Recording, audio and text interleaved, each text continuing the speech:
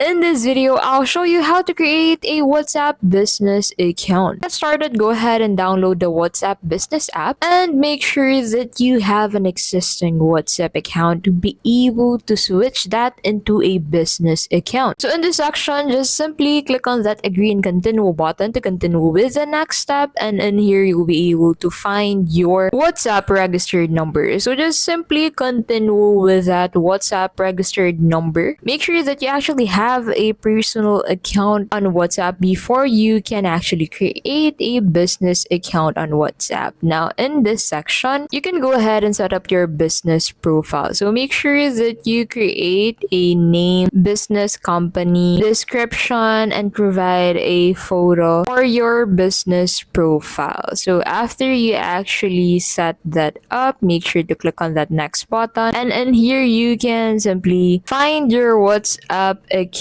which actually contains the same messages that you have on your personal account. So that's basically how you can create or make a WhatsApp business account. If this video helped you out, please don't forget to give this video a like. Thank you so much for watching, and we'll see you in the next video.